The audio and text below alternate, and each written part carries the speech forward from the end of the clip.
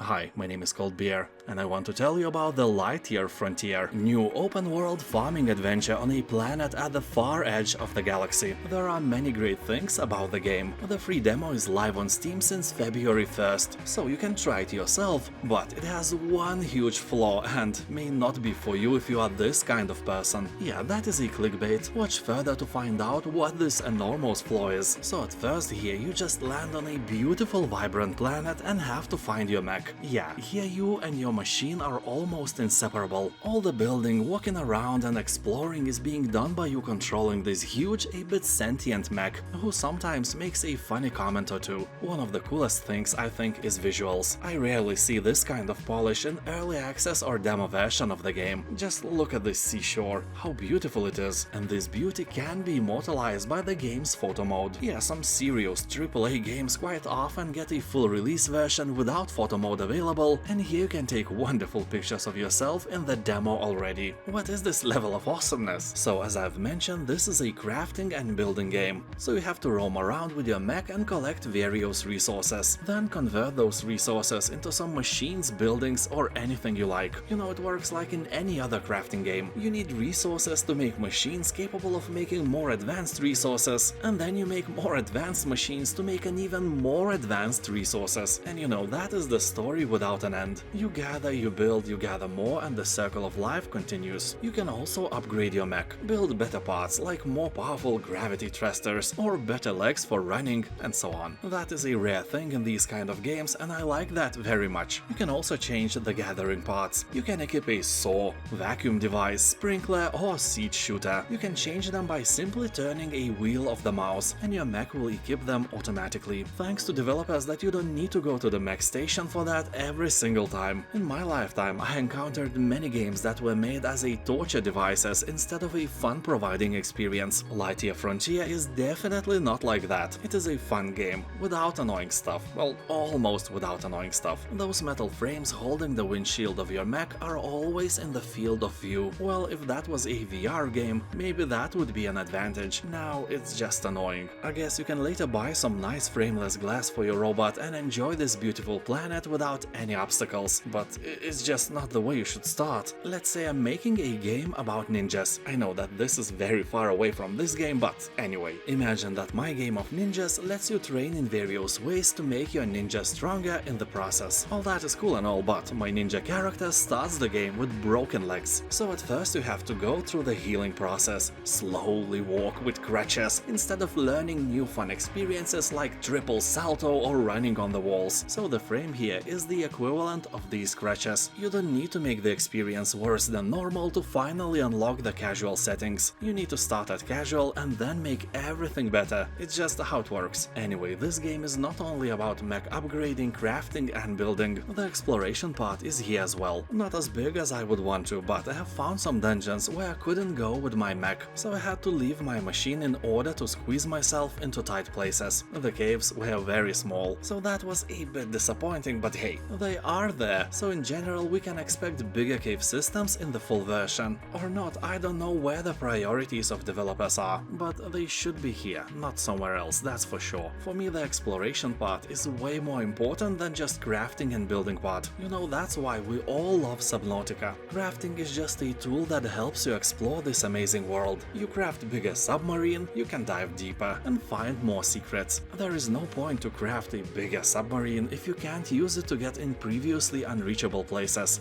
Here I have found some alien ruins, but the door was closed and there weren't any hints if I could open them someday or not. Well, it would be really disappointing if you couldn't. Even the trailer says that we will get to the secrets one day, but I failed to investigate that because of the huge flaw of this game. Yeah, remember I promised, but it's not the time yet. Now let's talk about the alien fauna you can meet here. The map is home for various creatures. Nice thing is that the world is not oversaturated with them. They are quite rare and I like that. Somehow reminded me of Hogwarts Legacy and its animals, where they had their homes and rarely went somewhere else. Here is the same. Animals have their own burrows and nests and so on. And all of those animals are friendly. You can feed them. Even some quests require that you feed them. They are not afraid of you at all. And some of them are really cute. And the reason why they are not afraid of you is probably why you shouldn't be afraid to play this game as well. There are no enemies. Yeah, nothing will ever jump at you from the bushes of love and will not rip your face off. Nothing is hiding in the caves as well, not even some small evil animals who hate you. No, there is nothing to worry about. This game is meant to be relaxing without any stress, not like Subnautica, which is quite horrorish to be honest. So probably it's more like my time at Sandrock or my time at Porsche, just without any enemies. And if we are talking about those games, without any NPCs either, that made me feel quite lonely. I think my wife played the game called Farm Together that was like that. I guess if you have no friends, you will mindlessly grow some crops, build some buildings, and then you will get bored. So for single player fans, you should either make a game like my time at Porsche and fill it with various NPCs and great characters, interesting quests they give you and so on, or more like Subnautica, where exploration and uncovering the plot and story is the real king. So basically, if Lightyear Frontier wants to conquer the world of gaming, it needs that, especially more exploration, alien caves with incredible biomes, a place where you uncover secrets of extinct alien civilization, where you find devices beyond human knowledge and open portals to the past, future, or just to the alien backyard. Also, some NPCs would be great so single player fans wouldn't feel so lonely. Yes, Wipe Right, you can hire me for the ideas that actually work. And now I will say a thing that will instantly ruin my career as a game developer in their company.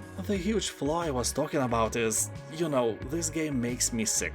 Yeah, in other words, when your mech walks, the screen goes up and down again and again, and that made me motion sick rather quickly. I had a few sessions with the game, you know, 10, 20, 25 minutes at a time, so I usually felt nothing. But with my longest session, after about 30 minutes of gameplay, I got so extremely motion sick that the feeling stayed with me for a few hours. At first, I wasn't aware that the feeling I experience is motion sickness. I was thinking that maybe I just feel bad for some other reason. You know, I'm 40 plus years old, feeling bad for some reason in my age is a casual thing. The moment I realized that I was motion sick was a bit too late. Hello toilet, my old friend. So if you have experienced motion sickness while gaming, this is not what you want to try today. I know it's a beautiful game and all, but it's not for you. Blame your genes and probably developers who fail to think of this simple thing. So basically what developers should do, just smoothen the ride. No up and down wobbling anymore would be great. That takes a bit of immersion away, but I would rather be playing your game like that than getting in touch with my toilet